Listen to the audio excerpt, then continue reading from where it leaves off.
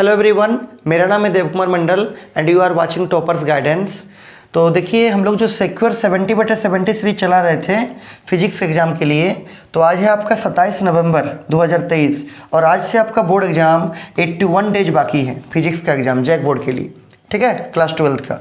और आज है ये आपका सिक्योर 70/70 सीरीज का लेक्चर नंबर 6। देखिए, आपके लिए आज हम कौन सा क्वेश्चन लाए हैं। ये भी क्वेश्चन आपका बोर्ड एग्जाम के लिए बहुत इंपॉर्टेंट क्वेश्चन है। क्वेश्चन क्या बोल रहा है सुनिए। क्वेश्चन बोल रहा है कि what is electric flux. Question बोल रहा है what is electric flux, give its unit. और ये क्वेश्चन भी एग्जाम में आपका 2015 में दिया गया था, ठीक है। ये शायद आपका 2 मार्क्स में आया था, 2 मार्क्स में। ये क्वेश्चन 2 या 3 मार्क्स में एग्जाम में आते रहता है। 5 मार्क्स का भी क्वेश्चन हम करवाएंगे धीरे धीरे, ठीक है। देखिए, इलेक्ट्रिक फ्लक्स का मतलब क्या है। इलेक्ट्रिक फ्लक्स का सिंपल सा मतलब है कि जैसे ये आपका कोई एरिया हम यहाँ ड्रॉ किए हैं, दिस इज द एरिया। इस एरिया से परपेंडिकुलर रूप से जितना फील्ड लाइन पास करेगा, किसी भी सरफेस एरिया से परपेंडिकुलरली नॉर्मली जितना फील्ड लाइन पास करता है, उसी को हम लोग क्या बोलते हैं, इलेक्ट्रिक फ्लक्स। क्या बोलेंगे, इलेक्ट्रिक फ्लक्स बोलेंगे, जिसका सिंबल आपका क्या है, फाई है। देखिए, electric flux over any surface area is defined as the total number of electric field lines passing normally, मतलब परपेंडिकुलरली टू द सरफेस। और फ्लक्स का सिंबल क्या बोले, फाई होता है, फाई इस टाइप से होता है, ठीक है। किसी भी एरिया से, किसी भी सरफेस एरिया से जितना फील्ड लाइन नॉर्मली मतलब परपेंडिकुलरली पास करता है, उसके फ्लक्स का वैल्यू वही होता है। जैसे इसमें 1 2 3 4 5, इसमें 5 फील्ड लाइन परपेंडिकुलरली पास कर रहा है, तो इस सरफेस एरिया का फ्लक्स कितना होगा, 5 होगा। वही लिखा हुआ है, electric flux over any surface area is defined as the total number of electric field lines passing normally to the surface. कोई दिक्कत नहीं होना चाहिए। अब देखिए, इसके बाद आगे इसका एक्सप्रेशन कैसे निकलेगा, मैथमेटिकल एक्सप्रेशन सुनिए। तो मान लेते हैं ये कोई आपका सरफेस एरिया है जिसका एरिया वेक्टर ए है, और इससे जो इलेक्ट्रिक फील्ड लाइन पास कर रहा है उसका इलेक्ट्रिक फील्ड इंटेंसिटी कितना है, आंसर है ई वेक्टर। वही लिखे हैं, let E vector be the electric field linked to a surface of area vector A, then flux कितना होता है सुनिए ना, फ्लक्स होता है फाई बराबर it is the dot product of क्या, it is the dot product of E vector dot A vector. मतलब इलेक्ट्रिक फील्ड इंटेंसिटी का अगर आप एरिया वेक्टर के साथ डॉट प्रोडक्ट मतलब स्केलर प्रोडक्ट निकालते हैं तो क्या निकलेगा, फ्लक्स निकलेगा। और आपको मालूम है, मैथ में आप पढ़े होंगे कि electric field intensity vector quantity है, एरिया आपका वेक्टर क्वांटिटी है, लेकिन जब किसी दो वेक्टर का हम लोग डॉट प्रोडक्ट निकालते हैं तब जो क्वांटिटी बनता है ना, वो स्केलर क्वांटिटी होता है। तो याद रखिएगा, फ्लक्स कैसा क्वांटिटी हो गया, स्केलर क्वांटिटी, ठीक। हम यहाँ नहीं लिखे हैं, लेकिन आप याद रखिएगा, ऑब्जेक्टिव में छांटने के लिए आ सकता है। अगर देखिए, जब भी किसी डॉट प्रोडक्ट को ब्रेक कीजिएगा तो क्या बनेगा, जैसे ई डॉट ए है तो ये होगा मॉड ऑफ वेक्टर ई, जिसको ई लिखेंगे, मॉड ऑफ वेक्टर ए जिसको ए लिखेंगे। और डॉट प्रोडक्ट को जब भी ब्रेक करते हैं उसके बीच में एंगल कितना रहता है, मान लीजिए थीटा रहेगा ई और ए के बीच में, तो क्या आएगा यहाँ पर, कॉस थीटा, ठीक है। ई जहाँ पर थीटा देखिए नीचे लिखे हैं, theta is the angle between vector E and क्या, वेक्टर है। तो सिंपली याद रखिएगा, फाई बराबर ई वेक्टर डॉट ए वेक्टर होता है। जब इस डॉट प्रोडक्ट को ब्रेक कीजिएगा तो कॉस आता है, तो क्या बनेगा, ई ए कॉस थीटा, जहाँ पर थीटा क्या है, ई वेक्टर और ए वेक्टर के बीच का एंगल है। दूसरा लैंग्वेज में अगर मान लीजिए आपका कोई नॉन यूनिफॉर्म फील्ड रहेगा, या मान लीजिए छोटा सा एरिया के लिए आपको निकालना होगा, तो क्या निकाल सकते हैं आप, क्या लिख सकते हैं कि फ्लक्स जो आपका फाई होता है ये होता है इंटीग्रेशन, किसका साइन है, इंटीग्रेशन का, ई vector dot D A vector, जहाँ पर डी ए क्या है, स्मॉल एरिया है। तो अगर आपको स्मॉल एरिया से फ्लक्स निकालना है तो इसका यूज कीजिएगा, integration of E vector dot D A vector, और जब इसको निकाल दीजिएगा तो क्या आएगा, आपका टोटल फ्लक्स पूरा सरफेस एरिया से निकल जाएगा। तो फ्लक्स निकालने का ऑल टुगेदर हम लोग बोल सकते हैं कि ये फॉर्मूला है, इसी को हम लोग आगे जाकर इसको निकाले हैं क्या, फाई बराबर ई ए कॉस थीटा।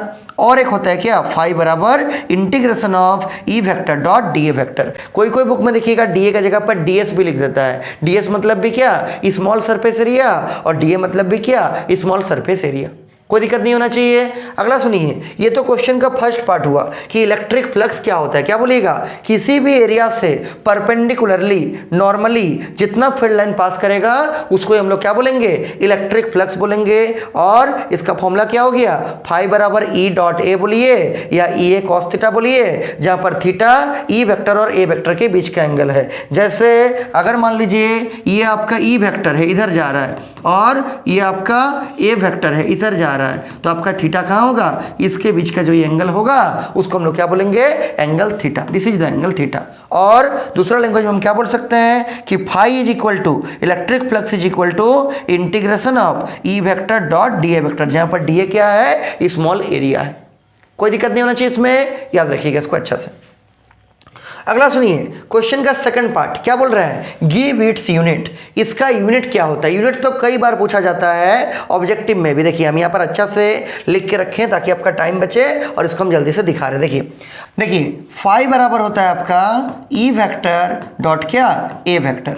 इसी को आगे सॉल्व करके हम लोग निकाल के क्या लिखेंगे, ई ए कॉस थीटा। इसमें कोई दिक्कत नहीं, मतलब आपका जो फ्लक्स है वो ई के ऊपर डिपेंड करेगा, वो ए के ऊपर डिपेंड करेगा, और वो कॉस थीटा के ऊपर भी डिपेंड करेगा। लेकिन जो ये कॉस थीटा है ना, कॉस थीटा बराबर होता है आपका बेस बटे हाइपोटेनियस। बेस भी एक टाइप का लेंथ है, हाइपोटेनियस भी एक टाइप का लेंथ है। बेस का यूनिट भी मीटर और हाइपोटेनियस का यूनिट भी क्या, मीटर। मीटर से मीटर कट जाएगा, मतलब कॉस थीटा का कोई यूनिट नहीं आएगा। तो फ्लक्स का जो यूनिट निकालते हैं उसमें ई ए कॉस थीटा होता है, उसमें से कॉस थीटा का कोई भी यूनिट आपका नहीं होता है। क्या होता है, कॉस थीटा का कोई भी यूनिट नहीं होता है। मतलब फ्लक्स का यूनिट के लिए हम लोग को ई का यूनिट देखना पड़ेगा और ए का यूनिट देखना पड़ेगा।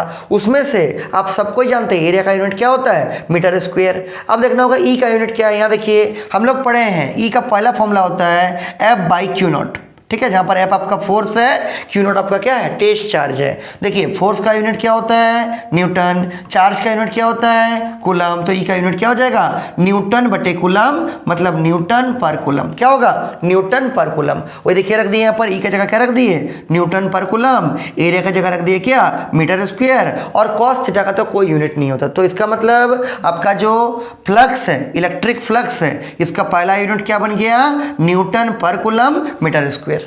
कोई दिक्कत नहीं होना चाहिए। इसका और एक यूनिट होता है, देखिए क्या, चूंकि इसी को लिख रहे हैं हम फिर से यहाँ से कि फाई बराबर ई ए कॉस थीटा।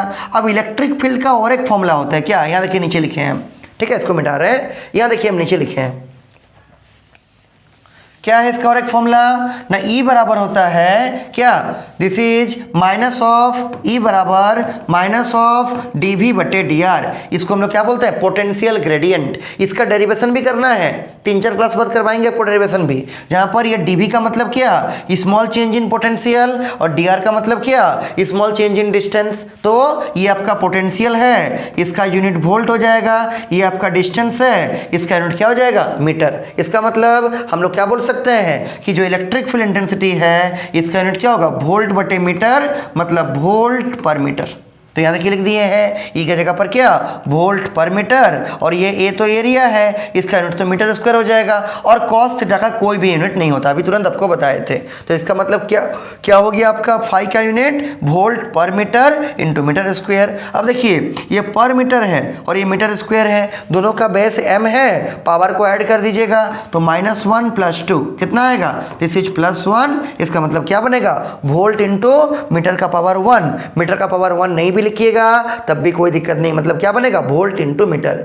कई बार ऑब्जेक्टिव क्वेश्चन में पूछा जाता है कि आपका जो इलेक्ट्रिक फ्लक्स है उसका यूनिट कौन सा है, पहचानिए। 2 यूनिट होता है, पहला न्यूटन पर कूलम मीटर स्क्वायर, दूसरा वोल्ट इंटू क्या, मीटर। कैसे कैसे निकल गया वो भी आपको दिखा दिए। और अगर आपको पूछेगा ऑब्जेक्टिव क्वेश्चन में इलेक्ट्रिक फील्ड इंटेंसिटी का यूनिट कौन सा है, पहचानिए, इसका भी 2 होता है। क्या किया, पहला न्यूटन पर कूलम, दूसरा वोल्ट पर मीटर। तो ये सब में बिल्कुल मिक्स मत कीजिएगा, ठीक है। तो ये सब सारा को कॉपी में जल्दी से लिख के रख लीजिए। तो ये आपका पूरा क्वेश्चन हो गया। पहला क्वेश्चन क्या था इसमें, इलेक्ट्रिक फ्लक्स क्या है, क्या होता है इलेक्ट्रिक फ्लक्स, किसी भी सरफेस एरिया से परपेंडिकुलर पास करने वाला जितना भी फील्ड लाइन होगा उसी को हम लोग क्या बोलेंगे, इलेक्ट्रिक फ्लक्स बोलेंगे। किसी भी एरिया से परपेंडिकुलर पास करने वाला इलेक्ट्रिक फील्ड लाइन का संख्या कोई क्या बोलते हैं, इलेक्ट्रिक फ्लक्स बोलते हैं। फॉर्मूला ये हो गया ई डॉट ए, ये कॉस थीटा, या फिर क्या, integration of E dot D A vector. और इसका यूनिट क्या हो गया, पहला हो गया न्यूटन पर कूलम मीटर स्क्वायर, दूसरा हो गया क्या, वोल्ट इंटू मीटर। हमको उम्मीद है ये भी आपको ठीक से समझ में आ गया होगा और आप लोग इसको कॉपी में लिख रहे होंगे। ठीक है, फिर इसको यहीं रखते हैं। ठीक।